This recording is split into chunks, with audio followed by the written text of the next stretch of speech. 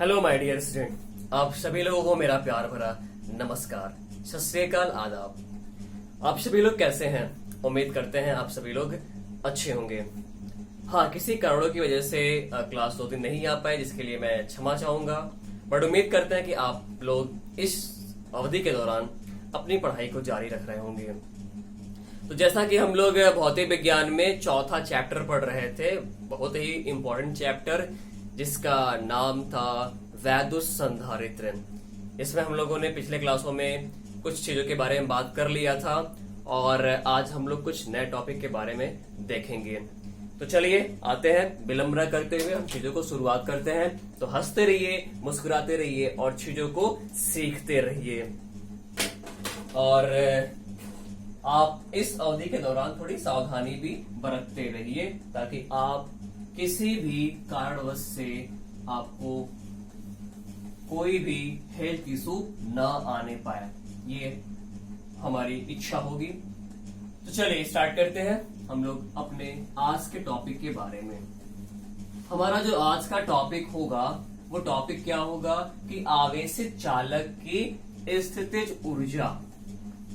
किसके बारे में हम बात करने वाले हैं? आवेशित चालक की स्थितिज ऊर्जा, यानी किसी भी चालक को अगर हम चार्ज कर रहे हैं तो उसकी स्थितिज ऊर्जा का मान क्या होगा, हमें उसका डेरिवेशन पढ़ना है। साथ इसके मतलब को समझेंगे और साथ ही साथ उसका डेरिवेशन भी करेंगे। ठीक, यानी potential energy of charge conductor. ठीक है, ये चीजें आपका हो जाएंगी। तो इस टॉपिक में है क्या कहने का मतलब कि अगर कोई भी, चलिए मैंने गोलीय चालक ही ले लिया, ठीक, और अगर हम इसको क्या कर देते हैं, चार्ज कर देते हैं, इसको चार्ज कर देते हैं तो इसमें ऊर्जा आ जाती है। अब वो ऊर्जा कौन सी ऊर्जा? स्थितिज ऊर्जा। कौन सी ऊर्जा? स्थितिज ऊर्जा। ठीक है, जैसे अगर आप स्प्रिंग को खींचते हो तो आपको कार्य करना पड़ता है। अब वो कार्य उसमें एक ऊर्जा के रूप में क्या होती है? संचित हो जाती है, स्टोर हो जाती है। पता कैसे चलता है? जो ही छोड़ोगे ना, फिर वो उसी ऊर्जा की वजह से फिर वो अपनी पोजीशन में चला जाएगा। तो वहां वो होता था प्रत्यास्थ स्थितिज ऊर्जा। ऐसे ही यहाँ पे अगर आप किसी भी चालक को चार्ज कर रहे हो ना, तो ये उसके लिए आपको कार्य करना पड़ेगा। अब वो कार्य इसमें एक ऊर्जा के रूप में क्या होती है? स्टोर हो जाती है, संचित हो जाती है। वही कौन सी ऊर्जा? स्थितिज ऊर्जा। यानी उसको पूरा बोला जाएगा कि आवेशित चालक की स्थितिज ऊर्जा।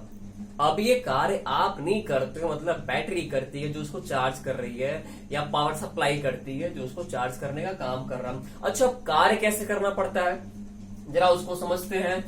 तो जरा देखिए, जब आप इसको चार्ज करेंगे ना, जब इसको चार्ज करेंगे तो जैसे मान लीजिए अभी चार्ज आया, प्लस आवेश आ गया, फिर अगला जो प्लस आएगा ना जी, अगला जो प्लस आएगा, अभी तो कोई आवेश नहीं था, कोई चार्ज नहीं था। चलिए, जब आप चार्ज करते हो तो ये नहीं कि वो सारा का सारा चार्ज इकट्ठा ही आ जाता है, वो चार्ज आपका पार्ट वाइज करके आता है। तो अभी आवेश आ गया। अब जब ये अगला प्लस आएगा तो प्लस प्लस में क्या होता है? जब अगला वाला प्लस आएगा तो प्लस प्लस में क्या होता है? प्रतिकर्षण होता है। लेकिन हमें यहाँ पे बिठाना है जबरदस्ती, उसके लिए क्या करना पड़ेगा? कार्य करना पड़ेगा। फिर अगला जो प्लस आएगा, फिर ये सब प्रतिकर्षित करेंगे, बिठाने के लिए काम करना पड़ेगा। अगला प्लस तो प्रतिकर्षण होगा, कार्य करना पड़ेगा। तो इस प्रकार से किसी भी अगर आप चालक को चार्ज करते हो ना, तो उसके लिए कार्य करना पड़ता है, और वही कार्य क्या होता है? इसमें एक ऊर्जा के रूप में स्टोर हो जाता है, जिसको हम लोग बोलते हैं आवेशित चालक की स्थितिज ऊर्जा। और वो ऊर्जा फिर हमें दोबारा हमारे काम आती है। तो अभी आपने इसका सिंपल सा मतलब समझा होगा कि आवेशित चालक की स्थितिज ऊर्जा का मतलब क्या है। उम्मीद करते हैं आपको इस टॉपिक का मतलब समझ में आया होगा। तो चलिए, अब ये एनर्जी कितनी होगी, इसका मान क्या होगा, किस किस चीजों पर डिपेंड करेगा, ये आप तभी बता सकते हो जब इसका मैथमेटिकल फॉर्मूला जान जाओ तो। ठीक है, तो चलिए भैया, हम इसके मैथमेटिकल डेरिवेशन के लिए आते हैं। यहां पे ये कोई आपका गोलीय चालक ले लिया, और अभी इस पे कोई आवेश नहीं है, कोई आवेश नहीं है, मतलब अभी वोल्टेज क्या होगा, 0 होगा, ठीक है। लेकिन जब इस पे चार्ज आ गया, यानी आपने इसको Q चार्ज दे दिया, Q आवेश दे दिया, अब वो आवेश इस पर बराबर हर तरफ फैल जाएगा। तो जब इसको Q आवेश दे दिया तो अब इस पे वोल्टेज आ जाएगा, उस वोल्टेज का मान क्या होगा, उस वोल्टेज का मान हो जाएगा V। अब इस प्रोसेस के दौरान आपको कार्य करना पड़ा, वो कार्य निकालते हैं, ठीक है। तो कार्य बराबर क्या होगा, कार्य बराबर होगा भैया, कार्य बराबर आवेश अगुणे औसत विभव, औसत विभव या एवरेज पोटेंशियल, एवरेज वोल्टेज, ठीक है। तो ये नया कुछ नहीं है, यहीं से आता है भैया, आप पढ़े हो W बराबर Q इंटू डेल्टा V, ठीक है, यहीं से चीजें आती हैं। बट यहाँ पे ध्यान देना, कार्य बराबर क्या, आवेश गुणे औसत विभव। तो देखिए जरा यहां से क्या हो जाएगा, कार्य W आवेश क्या है Q और औसत विभव। यहाँ पे जो वोल्टेज है, जो पोटेंशियल है, वो कौन सा, एवरेज पोटेंशियल है। अब औसत मान निकालने के लिए क्या करते हैं, आपको मैं सामान्य से भाषा में अगर कहूं कि एक मान 2 है, एक वैल्यू 2 है, और दूसरा मान क्या आपका 6 है, ठीक है। और चलिए अगर इनका औसत निकालना हो तो फिर करते क्या हो, आप इन दोनों को आप जोड़ते हो, यानी औसत निकालने के लिए जितने भी पद है सबको जोड़ दिया, फिर पदों की संख्या से डिवाइड कर दिया। तो 6 + 2 आप जोड़ोगे, 6 + 2 जोड़ोगे तो कितना आ जाएगा, 8। अब बटा क्या पद है, 1 2, डिवाइड कर देंगे तो कितना, आप बोलोगे औसत 4 आ गया। इसी प्रकार से और भी मान लेते हैं, मान लीजिए 3 है, 5 है और 7 है, ठीक। मैं बोलू इसका औसत निकालिए, इसका औसत निकालिए, और कुछ ले लिया जाए, चलिए 10, ठीक। नहीं तो आप कहेंगे कि अरे मतलब यहाँ पे 3 भी आ जाएगा और पदों की संख्या 3 से डिवाइड करेंगे तो कंफ्यूज जाओगे। औसत निकालने के लिए इनको जोड़ा, 10 5 15 3 18, 18 पदों की संख्या 1 2 3, तो आप डिवाइड कर दिए 6, ठीक। ऐसे ही जब यहाँ पे औसत, अगर मैं कहूँ ना 0 और 4 का औसत निकालिए, तो अब 0 को छोड़ दो क्या, नहीं भैया, ये भी लिया जाएगा, ये भी लिया जाएगा, यानी 0 + 4 बटा कितने, 1 और 2, ठीक। तो कितना आ जाएगा, 2 से डिवाइड करेंगे तो 2 आ जाएगा। बोलोगे कि औसत क्या है, 2 है। औसत में जितने भी लोग होते हैं सबका मतलब जो कम वैल्यू होती है वो बढ़ जाता है, जो बड़ी वैल्यू होती है वो घट जाता है, ठीक है। तो चलिए जी, मैं जो बात कर रहा हूं अब आपको चीजें स्पष्ट हुई होंगी, क्लियर हुई होंगी, हम कहना क्या चाहते हैं। तो यानी औसत विभव यानी क्या, पहला मान 0 प्लस दूसरा मान V अब बटा में 2, तो W बराबर क्या हो जाएगा, W बराबर यानी Q गुणे V/2, या इसी को लिख सकते हैं W बराबर, थोड़ा सा ऐसे लिख दें, थोड़ा हैंडसम लगेगा, प्यारा लगेगा, यानी हाफ QV, हाफ QV। अब बताया ना कि यही कार्य क्या होती है, उसमें एक ऊर्जा के रूप में संचित हो जाती है, जिसको हम लोग क्या बोलते हैं, आवेशित चालक के स्थितिज ऊर्जा। तो यानी यही है एनर्जी, यानी यही U है, दिख रहा सबको, हाँ दिख रहा होगा, U बराबर हाफ QV। तो हमारा ये फॉर्मूला आ गया आवेशित चालक के स्थितिज ऊर्जा का फॉर्मूला। यहाँ पे Q आवेश है और V क्या उसका विभव है, विभव या वोल्टेज, ठीक है। अब इसी को हम और भी अलग अलग रूपों में लिख लेते हैं ताकि हमारी जैसे रिक्वायरमेंट रहे वो हमारी रिक्वायरमेंट पूरी हो। तो देखिए भैया, हम कहना क्या चाहते हैं, आप लोगों ने एक बड़ा ही प्यारा सा फॉर्मूला पढ़ा था, क्या, C बराबर, मैं बता दूं आपको, C बराबर क्या पढ़ा था, Q/V। धारिता जो होती है आवेश बटा विभव, C बराबर Q/V, मैंने आपको स्टार्ट में बताया था, याद करिए, ठीक है। आप लोग हनुमान जी हो ना, चीजें भूल जाते हो, एक बार बता दिया फिर दोबारा भूल जाते हो, रिवाइज नहीं करते हो, रिवाइज कृपया करा करें, ठीक है। तो देखो भाई, यानी हम जानते हैं कि चूंकि C बराबर हम लोग पढ़ा है Q/V, तो चलिए जरा हम चाहते हैं ना कि यहाँ पे ये फॉर्मूला, चलो Q को रिप्लेस कर देते हैं, Q को रिप्लेस करते हैं, Q को हटाते हैं, Q को हटा दिया, Q बराबर क्या लिख सकते हो, Q बराबर CV। ये मान उठा के Q बराबर CV किस में रख दिया जाए, 1 में। किस में रख दिया जाए, 1 में रख दिया जाए। तो क्या हो जाएगा, यानी Q का मान समीकरण 1 में रखेंगे तो U बराबर क्या हो जाएगा, हाफ, और Q की वैल्यू CV और गुणे क्या, V। तो क्या आपका आ जाएगा U बराबर, दिख रहा है, U बराबर हाफ C अभी V स्क्वायर। तो यानी ये भी आपका है वही चीज है भैया, यहाँ पे कुछ और कपड़ा पहना हुआ और यहाँ पे कुछ और कपड़ा पहन लिया, इंसान वही है, U ही है, यहाँ भी U यहाँ पे भी है। यहाँ पे आवेश और विभव के पदों में है, यहाँ पे धारिता और विभव के पदों में है। ठीक है, चलिए अब दूसरी बार क्या करते हैं ना, अभी तो बेचारे Q को आपने हटा दिया, Q को बेचारे को भगा दिया। ठीक है, अब अगर दूसरी बार क्या करना है, V को हटाना पड़ेगा, नहीं तो फिर बुरा मान जाएगा, बुरा मान जाएगा। C तो बेचारा पहला ही नहीं था तो आगे चलिए ठीक है। तो अब ये हटाते हैं, V को हटाते हैं, यानी क्या हो जाएगा, यहीं से देखिए जरा, V बराबर क्या हो जाएगा, यानी चूंकि आप लिख सकते हो या V बराबर Q अपॉन C। V बराबर क्या होता है, Q अपॉन C। तो ये V बराबर Q अपॉन C जो है, यानी समीकरण 1 से 1 में आप रख दो, 1 में रख दो, या 1 से समीकरण 1 से आप अगर रखेंगे तो बताइए क्या हो जाएगा, U बराबर हाफ और Q तो Q ही रहेगा, और V की जगह Q बाई C। तो U बराबर क्या हो जाएगा, हाफ Q और इंटू Q क्या हो जाएगा, Q स्क्वायर बाई C।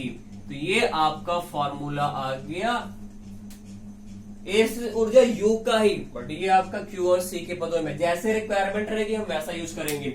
ये आपका किसके पदों में है, आवेश और विभव के पदों में, धारिता और विभव के पदों में, आवेश और धारिता के पदों में। तो ये रहा आपका आवेश चालक की इस ऊर्जा क्या होती है, उसकी वैल्यू क्या होती है, वो चीजें आपने बड़े प्यार से सीखा और प्यार से जाना। उम्मीद करते हैं आपने चीजें समझा होगा। फिर भी अगर कोई समस्या आती है, कोई प्रॉब्लम आती है, आप स्क्रीनशॉट लेकर के आप मुझे व्हाट्सएप भी कर सकते हो, जो मैंने आपको शुरुआत में संपर्क सूत्र बताया था। ठीक है, दोबारा देखोगे तो आपको आएगा। ठीक है, परेशान नहीं होना, नहीं आता तो मैं हूं ना, मैं आपको बताऊंगा, मैं आपको चीजें क्लियर करूंगा। ठीक है, तो ये चीजें आ गई। उसका वैल्यू क्या होता है, आवेश चालक के इस ऊर्जा का अलग अलग आपने अलग अलग रूप में मान भी जाना। ठीक है, चलिए अब हम लोग इसी से रिलेटेड हम अगले डेरिवेशन पे आते हैं, वो भी ऊर्जा से ही रिलेटेड है। ठीक है, तो हमारा जो अगला होगा, मैं मिटा दूं इसको, आप स्क्रीनशॉट ले लेना, आपको नोट्स बाकी मिल जाएंगे। ठीक है, नोट्स पीडीएफ फॉर्म में मिल जाएंगे, परेशान नहीं होना, आप वहां से लिख भी सकते हो। ठीक, और जिन लोगों को पीडीएफ में अगर मोबाइल में नहीं खुलता तो उनसे कह दिया करें, मैं आपको सीधे जो है इमेज फॉर्म में दे दूंगा, आप वो भी ताकि लिख सके, क्योंकि कुछ लोगों का दिक्कत रहता है कि पीडीएफ उनके में नहीं खुल रहा है। वो आप में पीडीएफ एडोब रीडर करके होता है या पीडीएफ व्यूअर करके होता है, एप्लीकेशन नहीं होगा तो फिर नहीं खुलेगा। चलो भैया अगले आते हैं हम लोग, जो है जो कि ऊर्जा से ही संबंधित है। क्या है, समांतर प्लेट संधारित्र, समांतर प्लेट संधारित्र के प्लेटों के बीच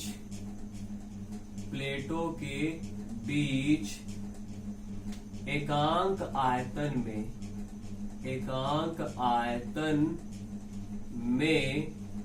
संचित ऊर्जा। ठीक है, यानी कोई भी पैरेलल प्लेट कैपेसिटर है तो उसके प्लेटों के बीच में यूनिट वॉल्यूम में कितनी एनर्जी स्टोर होती है। ठीक है, यानी अब हमारा, मैंने बताया था कि हमारा जो कंडेंसर है या कैपेसिटर है वो एक्चुअली में कौन सा है, गोलीय चालक का नहीं, बल्कि वो समांतर प्लेट संधारित्र, यानी कि समतल प्लेट होती हैं, 2 प्लेटें। ठीक, तो धातु की प्लेटें होती हैं और इसके बीच में कोई भी आप परावैद्युत पदार्थ भर देते हो। तो यानी हमारा कैपेसिटर वही है। तो जो भी हम ऊर्जा स्टोर कर रहे हैं, ठीक है, ऊर्जा स्टोर कर रहे हैं, तो वो ऊर्जा कहाँ पे, इसके प्लेटों के बीच में स्टोर होती है।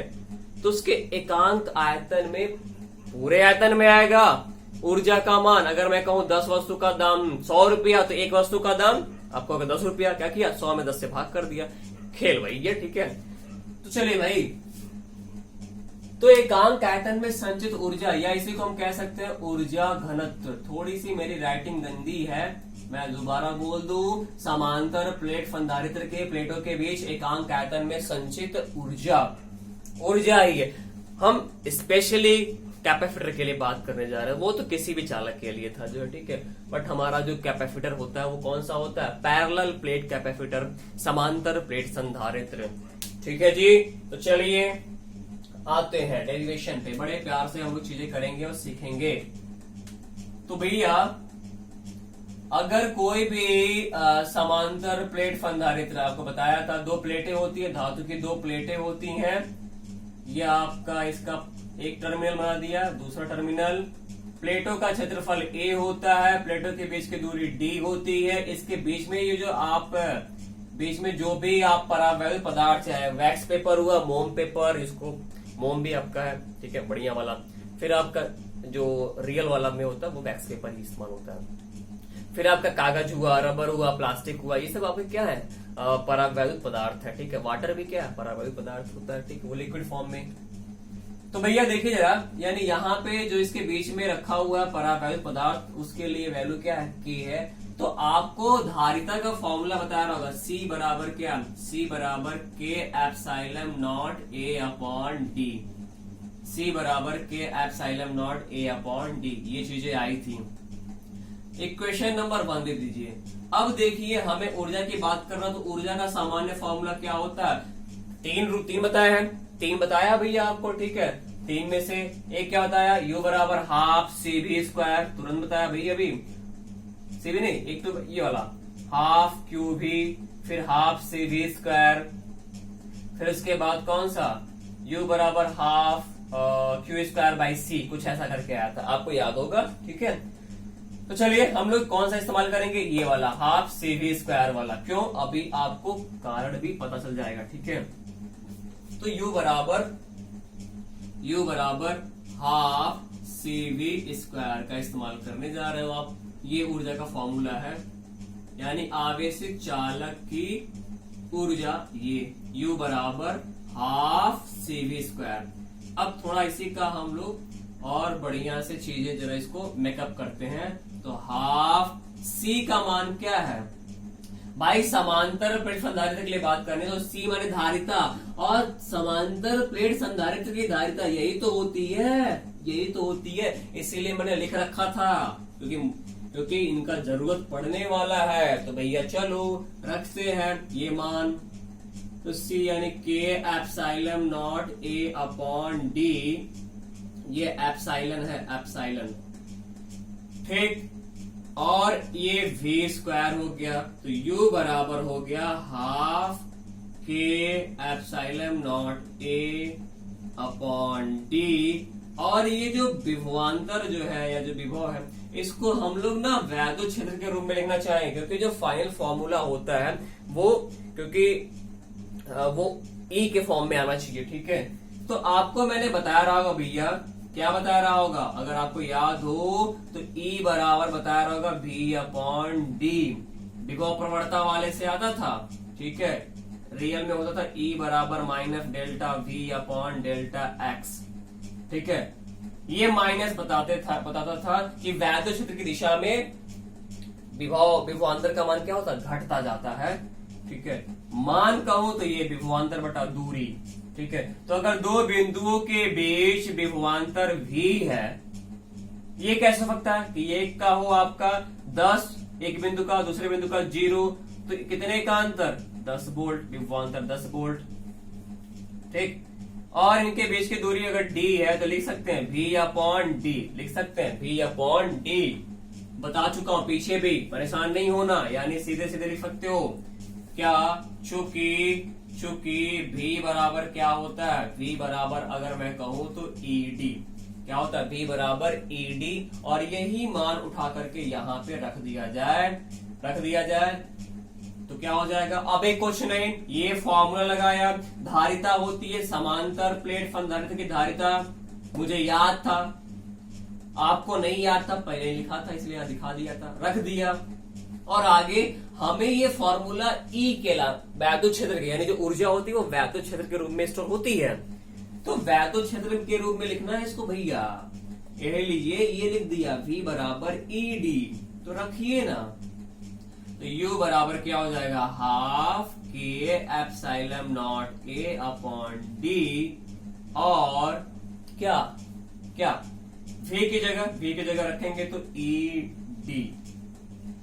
गड़बड़ हुई है एक चीज है, यहाँ पे स्क्वायर था, स्क्वायर रहेगा, यहाँ पे भी स्क्वायर रहेगा, तो U बराबर हो जाएगा हाफ के एप्सिलॉन नॉट A, और यहाँ E स्क्वायर बनेगा और D स्क्वायर ऊपर बनेगा और नीचे D है, तो D से D कट जाएगा, तो आपका हो जाएगा E स्क्वायर D। ये चीजें हो जाएंगी। ठीक, ये आपका आ गया ना, ये आपका आ गया पूरे आयतन में ऊर्जा, पूरे आयतन में ऊर्जा। मतलब अगर मैं कहूं कि 20 मीटर क्यूब आयतन में ऊर्जा कितनी निकल के आई है, 100 जूल।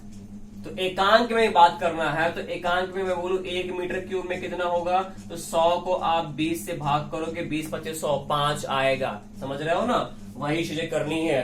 तो चलिए, यानी क्या कर रहा है आपने कि कुल ऊर्जा को आयतन से भाग कर दिया, कुल ऊर्जा को किससे भाग कर दिया, आयतन से भाग कर दिया। ठीक है, तो ऐसे चीजें यहां पे आ जाएंगी। तो क्या होगा, यानी एकांक आयतन में जो ऊर्जा होती है, एकांक आयतन में जो ऊर्जा होती है उसी को ऊर्जा घनत्व क्या कहते हैं, ऊर्जा घनत्व। तो क्या हो जाएगा, जो टोटल ऊर्जा आई है, कुल ऊर्जा को उसके आयतन से भाग कर दीजिए। आयतन क्या होगा, देखिए अगर ये प्लेट है, प्लेट का क्षेत्रफल A हो, बीच की दूरी D हो, तो A और D क्या होता है, आयतन। A और D क्या होता है, आयतन, क्योंकि ये क्षेत्रफल है मीटर स्क्वायर और दूरी में मीटर स्क्वायर, मीटर क्या हो जाता है, मीटर क्यूब, क्या होता है, मीटर क्यूब। थोड़ा मैं जल्दी बता रहा हूँ टाइम की वजह से, तो आप समझ सकते हैं, आप समझ रहे होंगे। U डैश से लिख लिया, U की वैल्यू कितनी आई है, हाफ के epsilon not A E square D upon AD। ठीक है, ये चीजें हो जाएंगी, और AD से AD ये कैंसिल हो जाएगा, तो U डैश बराबर हाफ के एप्सिलॉन नॉट E स्क्वायर। ये फॉर्मूला आपका आ जाता है। ठीक, समझ में आया, नहीं आया, परेशानी हो गई भैया, देख लो एक बार फिर से देख लीजिए। क्या है कि मैंने क्या बोला कि जो कुल ऊर्जा उसको आयतन से, आयतन माने अगर ये प्लेटें हैं, अगर इसका क्षेत्रफल A है, बीच की दूरी D दिया हुआ, तो A और D को, अरे क्षेत्रफल में लंबाई चौड़ाई आ गया और हाई मोटाई हो गया, तो लंबाई चौड़ाई मोटाई क्या बन गया, आयतन। तो यानी A और D, वैसे भी क्षेत्रफल में मीटर स्क्वायर होता है और D में क्या होता है, मीटर, तो मीटर स्क्वायर मीटर क्यूब किसका मात्रक, आयतन का। तो वही चीजें, ठीक है। तो भाग करेंगे, D से D कट जाएगा, A से A कट जाएगा, यानी U डैश की वैल्यू क्या हो गई, हाफ के एप्सिलॉन नॉट E स्क्वायर। तो ये चीजें निकल करके आपका आए कि एकांक आयतन में संचित ऊर्जा का मान कितना होता है।